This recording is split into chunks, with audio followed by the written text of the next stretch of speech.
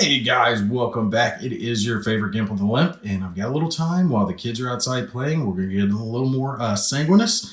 Do want to apologize. I know I haven't had as many actual gameplay videos up here recently. It was my birthday recently, so I took a few days for myself and kind of toned back on the filming a little bit. That's why you saw a lot more guesses from the wife. I stored up a few of those to put up during that time period, but we're going to jump back into it.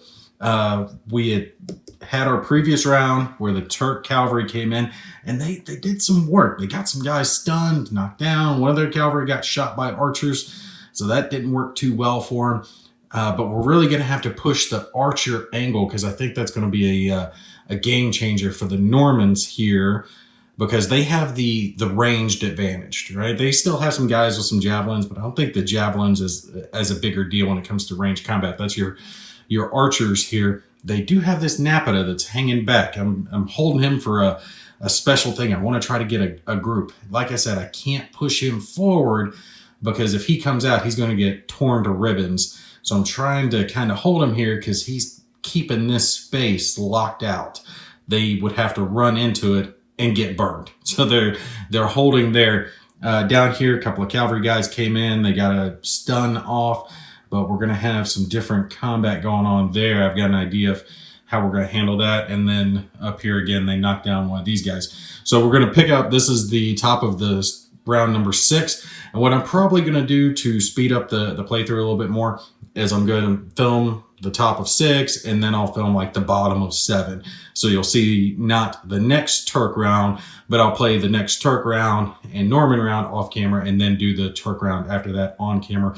That way we can get a little bit farther along in the gameplay. I don't want this to be like a 20-part series. So let's go ahead and get started. We are at offensive shooting and charges. Well, it's offensive shooting and then charges. There's not going to be charges because it's just so hard on this map to get a charge. You need that space. You got to have at least so many hexes of straight space before you can get a charge, and it's just not going to work. There's like corners here. There's a few spaces like over here. If you ran in, you might be able to get one, but we'll see if that happens later. We'll do our offensive shooting. And what I'm going to do for that is I'm going to have a lot of offensive shooting done. And that's going to be done by all of the archers. And I'll explain why all the archers are shooting. Or wait, is he? No, I don't think he's getting to shoot. I think I counted that and they didn't have the range. 3, 4, 5, 6, 7, 8, 9, 10. Yeah, he's just one too close. I'm going to have to move him somewhere else. So it's only going to be these two shooting. All right, so these two have a nice line of sight right over here to this doorway. They can see into it and fire. So they're going to be shooting actually at the Napata, this guy right here in this corner, trying to pick him out. Because you can shoot through doorways and windows and parapets and everything. They're effectively in medium cover when you're doing so. So these guys have a nice line of sight to do so. These guys could, actually they could. They have the range to do it there. I was thinking of having them fire over here at this guy, but they could fire down here at the doorway as well. So I might have them do that. Yeah, we'll do that. The thing is, they're having to shoot over, right? And to be able to shoot over at someone, they have to be at medium range. These guys are at short range over here, and this is short range just to here, but that's medium range for them to hit to the doorway. And again, you would trace a line of sight to the center of the doorway. That's where it's counting from. So these guys can shoot over this line, but only if they're at least at medium range, which does incur a penalty for them. So we can go ahead and mark them with my trusty little beads. Again, just using these as reminders that they have shot offensively, just in case I need to know. Some units are affected when it comes to movement, if they shoot offensively and defensively and things like that. So we'll mark those guys. We'll do a shot with these first. I think it's same thing. It's one composite and one short bow with each one. So we'll start at the top and work our way down. All right, so he's got the composite bow. So he's going to get a +1 to his modifier, and they're going to be rolling on the medium cover line because they count as medium cover when you're firing through a doorway. So +1 modifier for medium range. And first guy is the composite bow, right? Let me make sure. Yep, composite bow. All right, let's roll, see what he's going to get. He's going to get, what is that, 7 or 1? 7. That's an 8. That's going to be weak. 8 on composite goes all the way down to nothing. So nothing done. Oh, well. Oh, wait. Yeah, we're going to have his shot just count as nothing because I already rolled for it, but I've got to roll just to see if they hit first, too. Anyway. And it's going to take a 1 to 4 for them to hit. Anything else is effectively hitting around the doorway. So short bow, is he going to be accurate with his shot?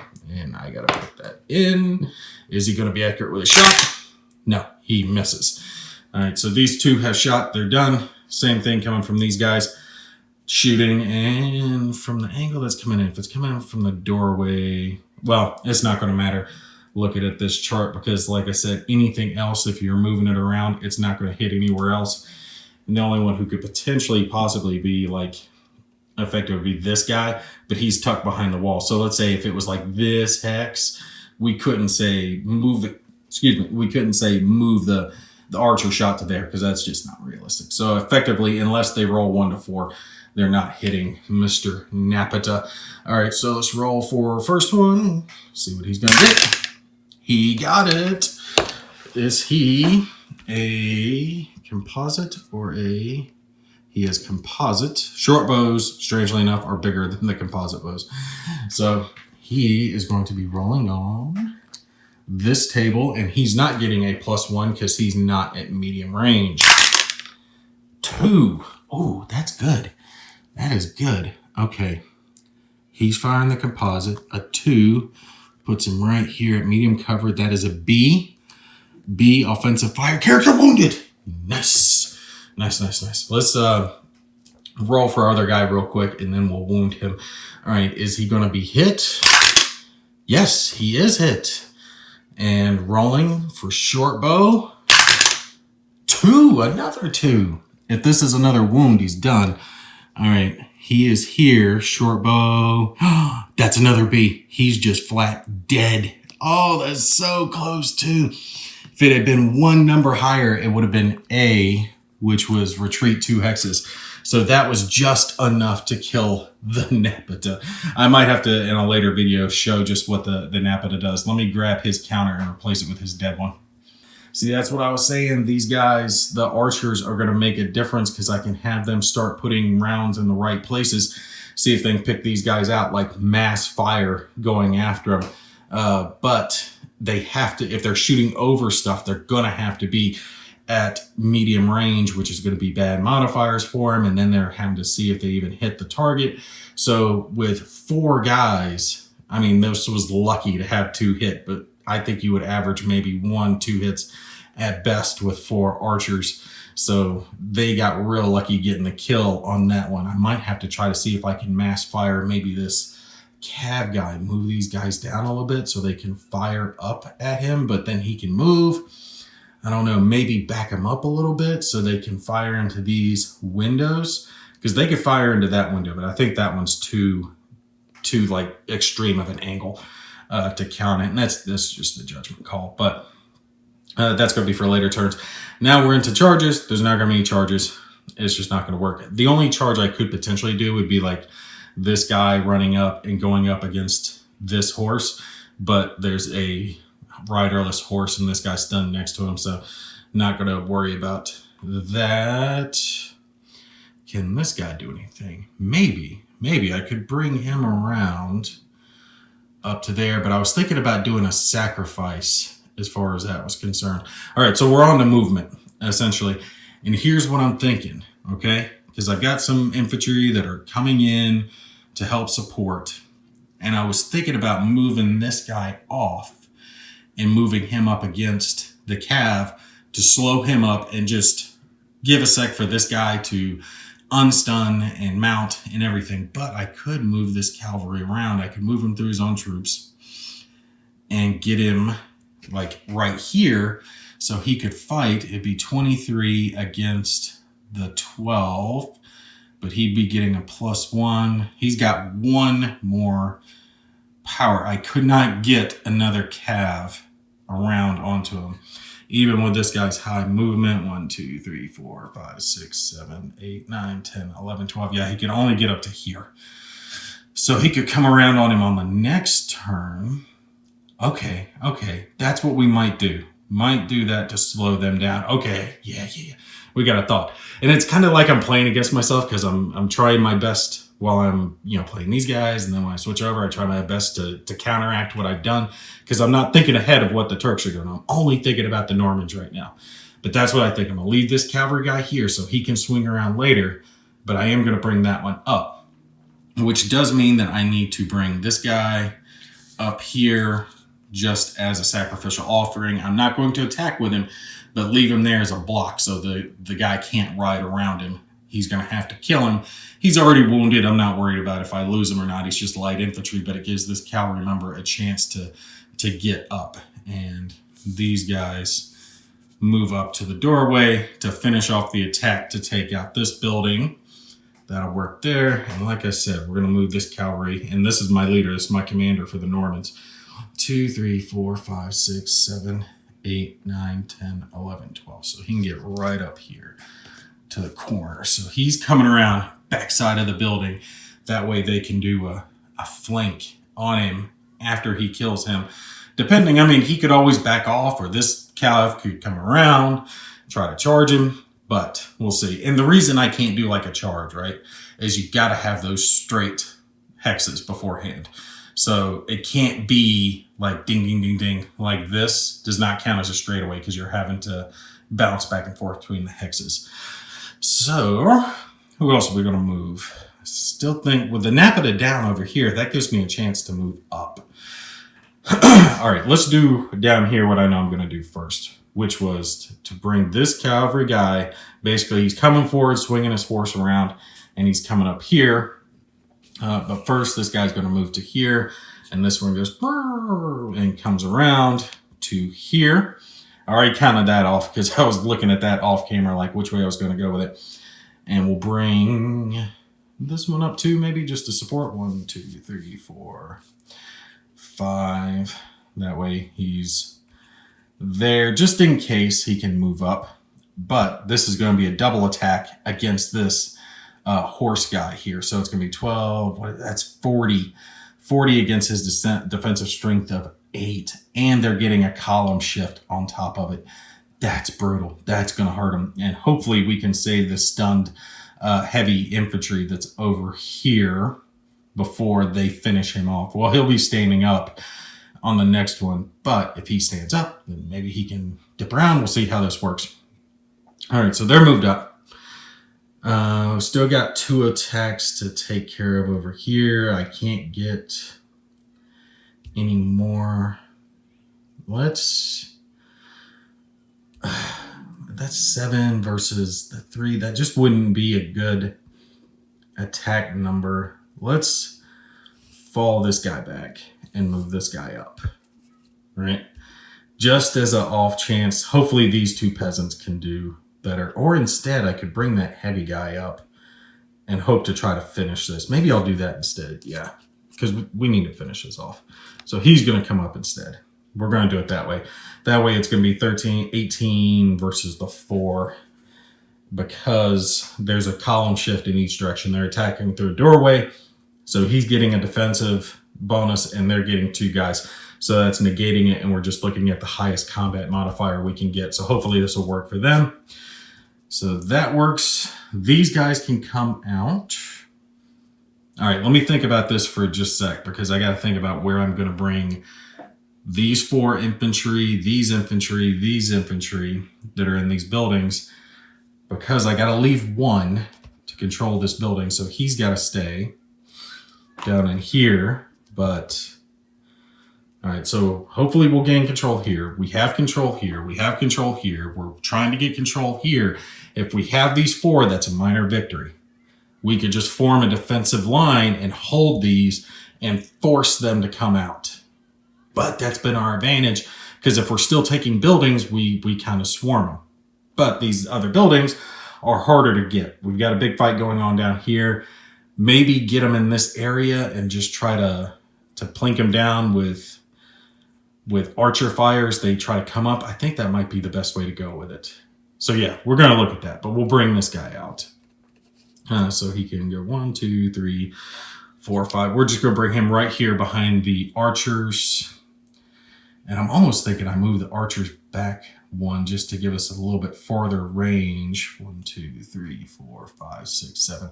Yeah, they have to move back all the way to here to get medium range. But if I move them back there, just flat out, just move them back somewhere over here to where they'll be safe. And then I've got the line of infantry. I can just do all my firing at medium range and just incur the penalty. Let's see. Archers. No limit to offensive only. Movement reduced by half if they do offensive and defensive. And that's the same for both short bow and composite. So if I want to have them be able to defensively shoot, I can only move them half their distance, which is 6. There's 8.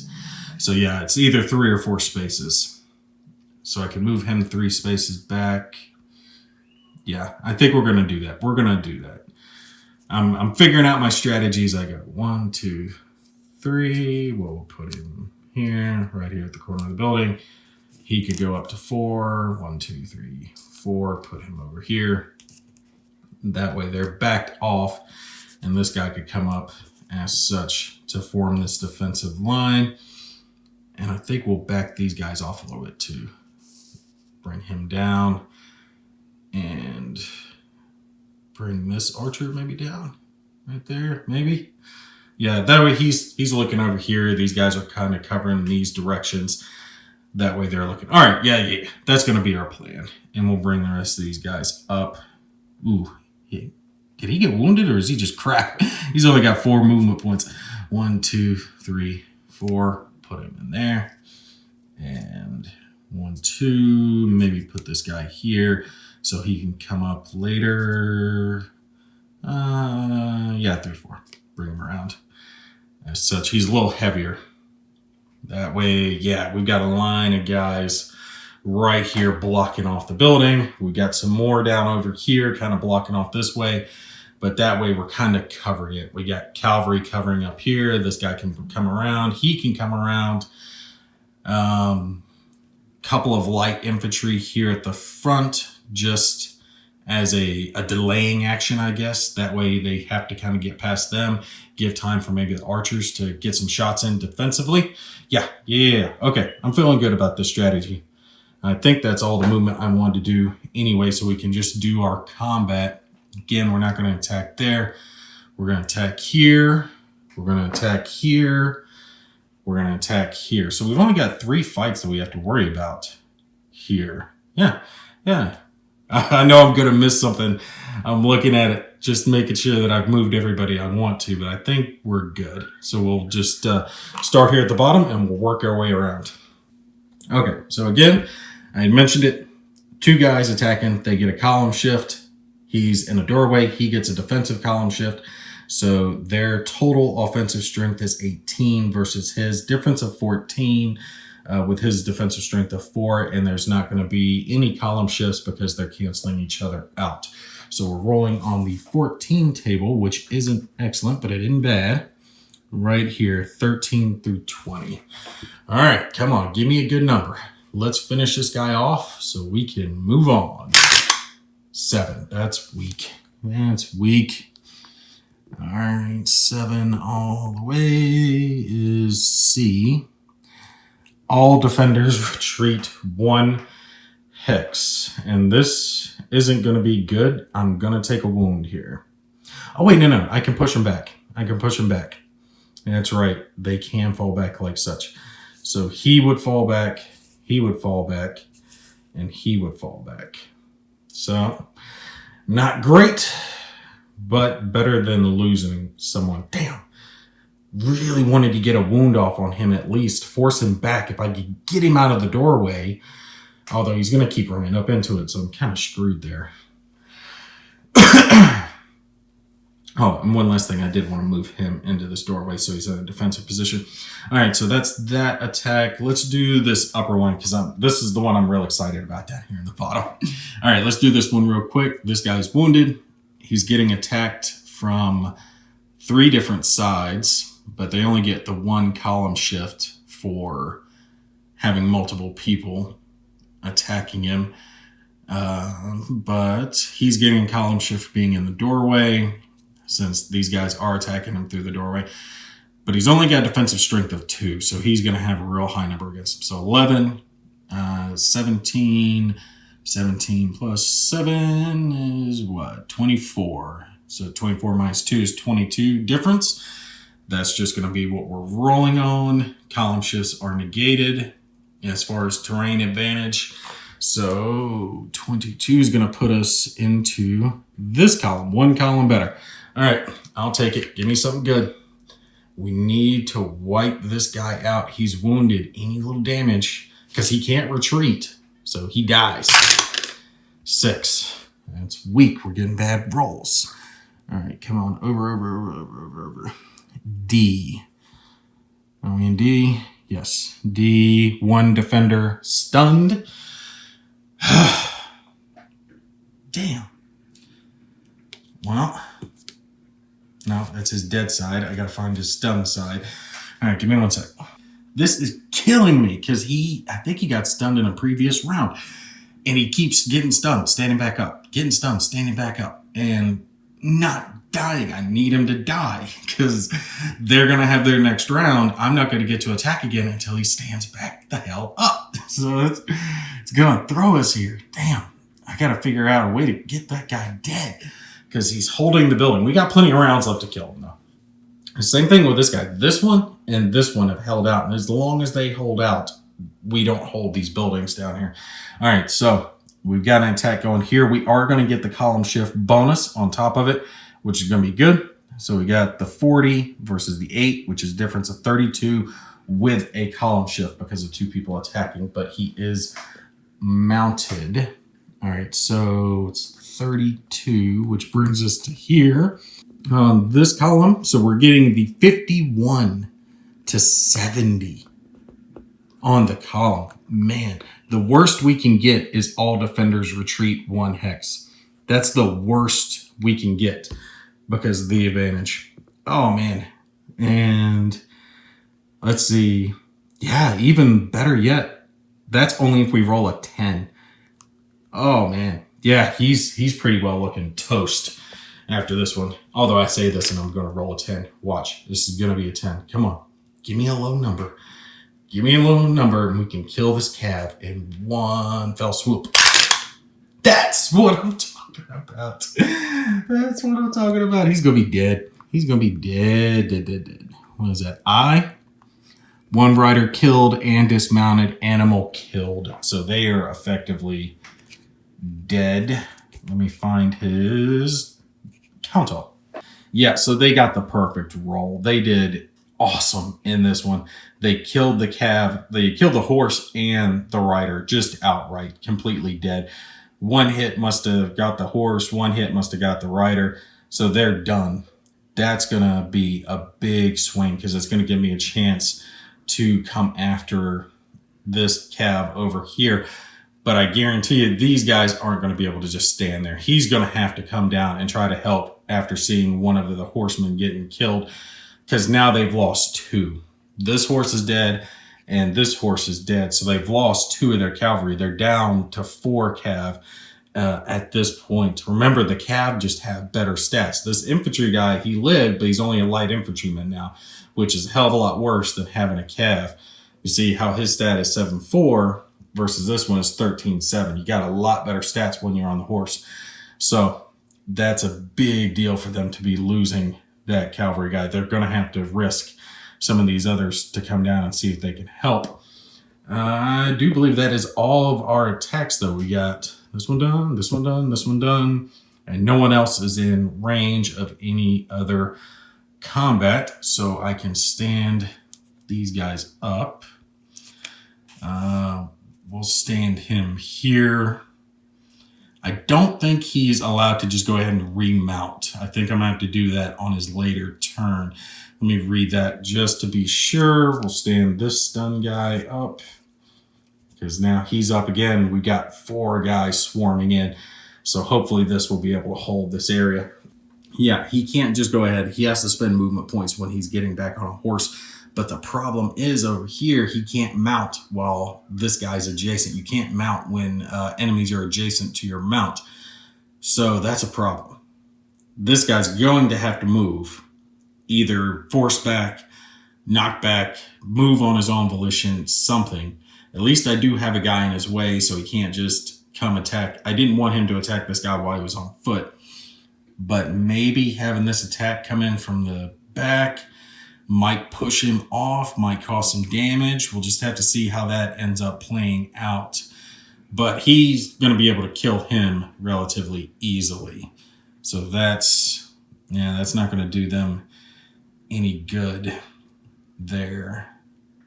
But if he moved up, if he killed him and used the advance after combat, and was like such, he's definitely going to be holding that line and keeping them from being able to remount that horse, which is going to be a big deal for him.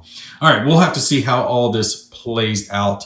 There's a lot coming for it. Like I said, I'm going to play the next Turk round and next Norman round off camera, move things along a little bit faster, and then we'll pick back up with the Turks. Hopefully their forces will have recouped a little bit because they're getting kind of beat down. They've got a good firm hold on these buildings, but I pretty well decided not to go after these other buildings. But the thing is say they empty these buildings out to go on the offensive, well, then that just opens up for me to do like an end run to try to sneak someone in to gain control of the building towards the end of the match. So they have to keep some on the defensive. I think that's put them a little bit at a disadvantage. They have the advantage that they can block off doorways and they get column shift bonuses defensively in places like this and here.